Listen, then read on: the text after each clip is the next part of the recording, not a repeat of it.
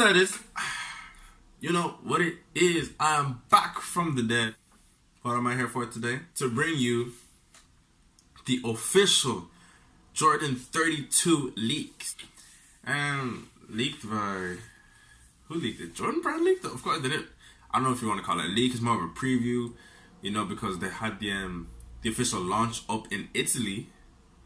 Very, very fancy. It was a rooftop launch. So just talking about that, like, you know, this is going to be a whole first impressions thing. I've never really done a first impressions video. So this is my first time doing a first impressions video of a shoe like I've never seen or touched a shoe that's an unreleased shoe. But wow, these shoes are looking spectacular. Obviously, as we know, the 31 and beyond is apparently supposed to be like paying homage to the the retros. The Jordan 31 was paying homage to the Jordan 1, and now the Jordan 32 is paying homage to the Jordan 2, and it's pretty obvious when you look at the design and the aesthetics that they are doing that, they're following that trend, and it's probably going to continue on for a while until they run into like 20s.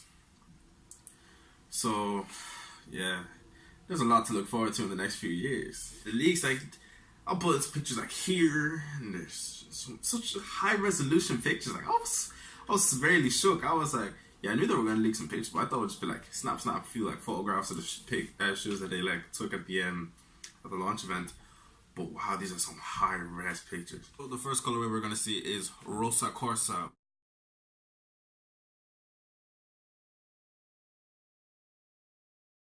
It's a nod towards the Italian design of it.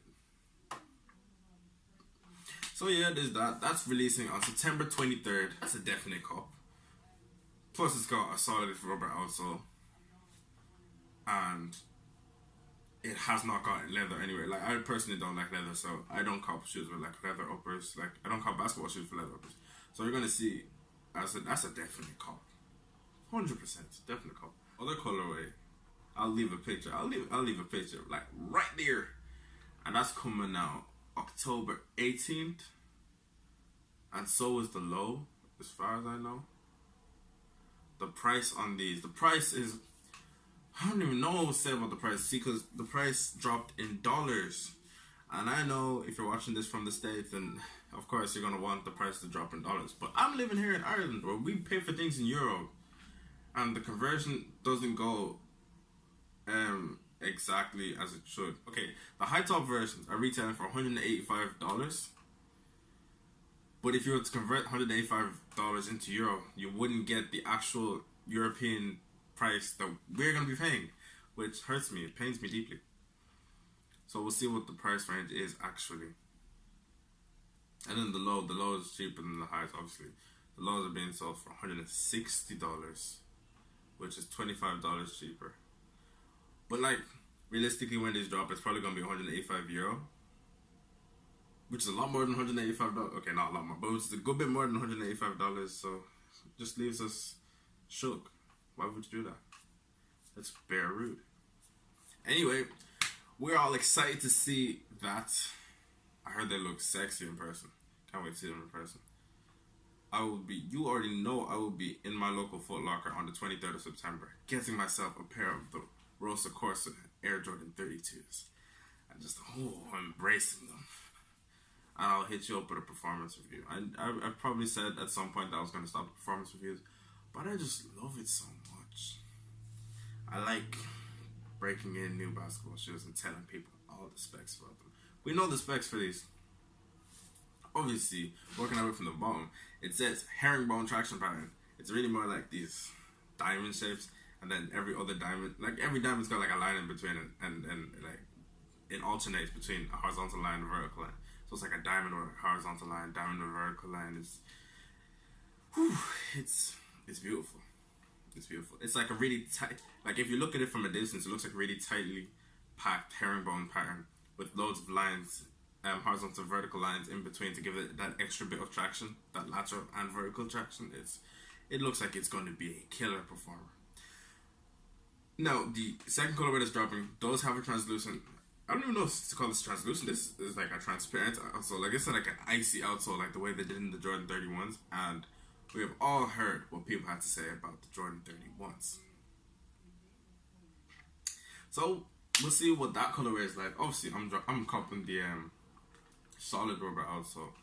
I have a bad history with translucents. I'm not going back to that. Never, never. Moving on from the traction part, we see the midsole uses flight speed, heel and forefoot zoom, and they are big ass zoom bags. They are like some big zoom bags. Unlocked zoom, you know how it is.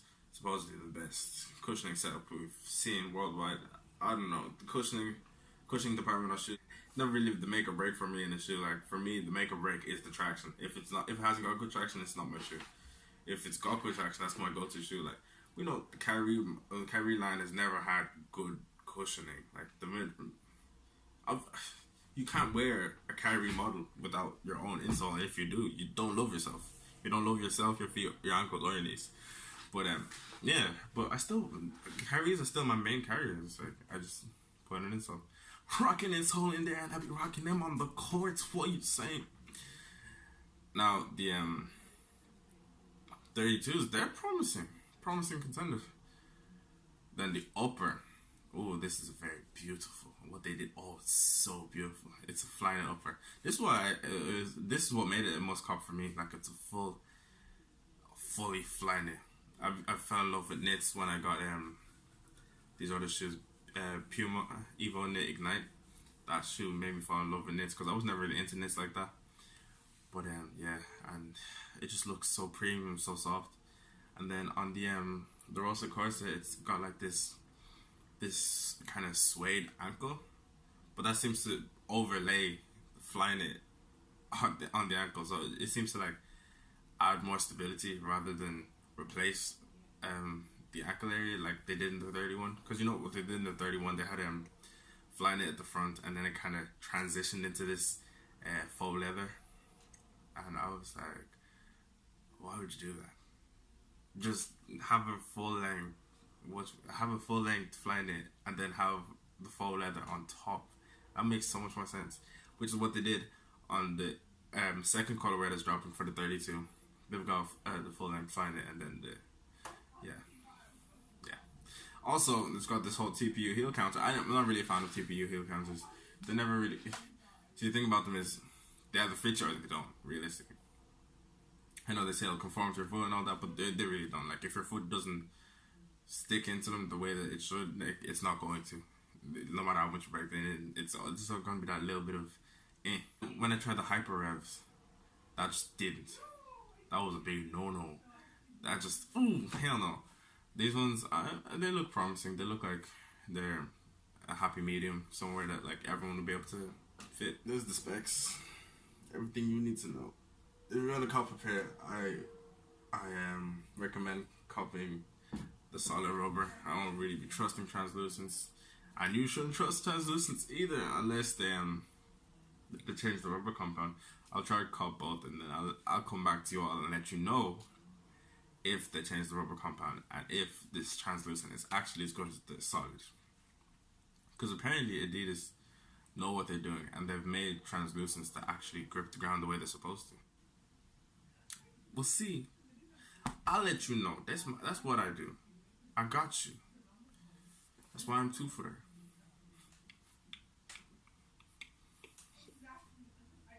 Deuces.